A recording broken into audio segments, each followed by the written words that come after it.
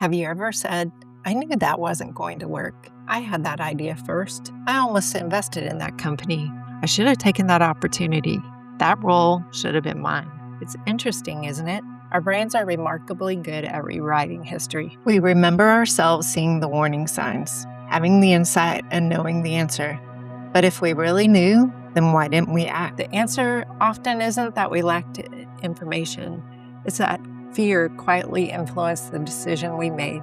Welcome to Clarity Under Pressure. I'm Lisa Larson. I work with leaders and high performers to improve how they think under pressure so they make better decisions, communicate more clearly, and execute with greater confidence. Today, we're talking about something that affects every leader, every founder, every high performer. This isn't an episode without fear itself. It's the stories that fear tells us. Those stories, they often become the decisions you make. Let's start by clearing up a misconception. Fear isn't your enemy. It's designed to keep you alive. If a car speeds towards you, fear does exactly what it's supposed to do. It makes you jump out of the way.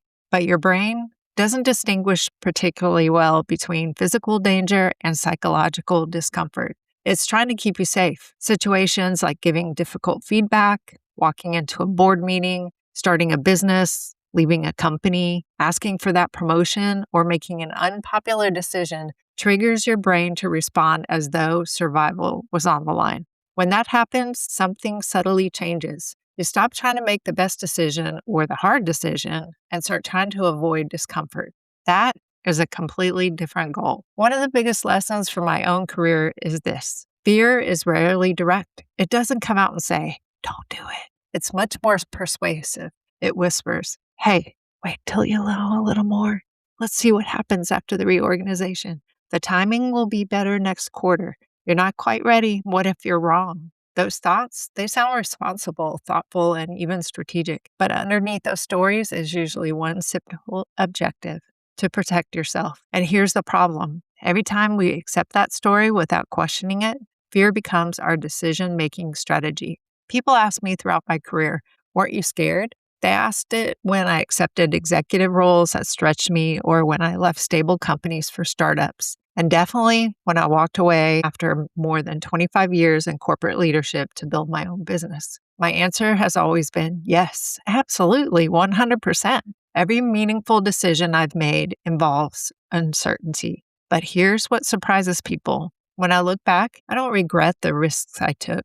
I regret the opportunities I delayed because I convinced myself I needed certainty before taking action. Waiting felt responsible, but looking back, it was usually fear that was driving that in action. Here's where our brains become fascinating.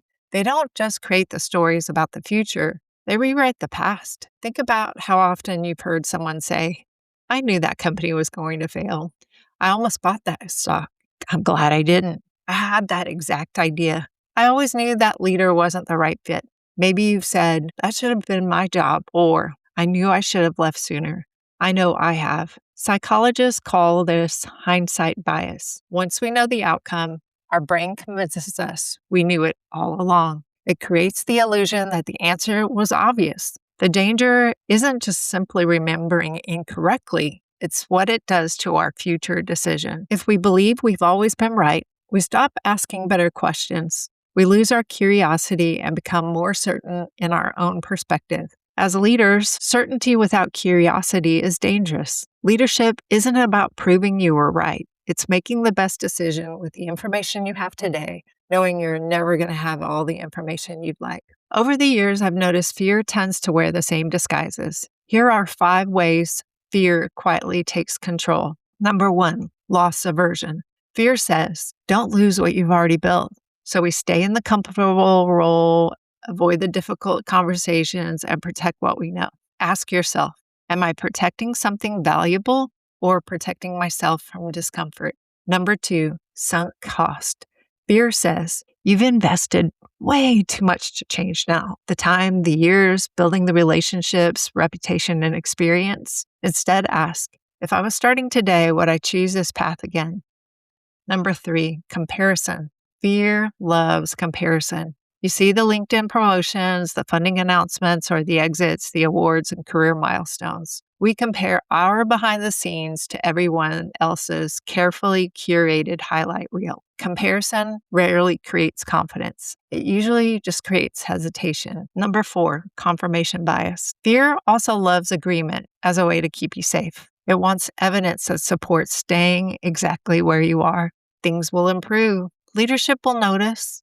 The next reorg will fix everything. Maybe it will, maybe it won't. One question has become one of my favorites. What am I not seeing? Number 5, perfectionism. This one, it fooled me for years. I was a perfectionist. I thought I was preparing, but more likely than not, I was procrastinating. I gathered more information, tweaked one more presentation, read one more article. I prepared for one more possible question because I felt I needed to be perfect. Eventually, I realized something. Preparation improves decisions, but perfectionism delays them. A question I ask myself now is, am I gathering information to improve this decision? Or am I gathering information to make myself feel more comfortable making it?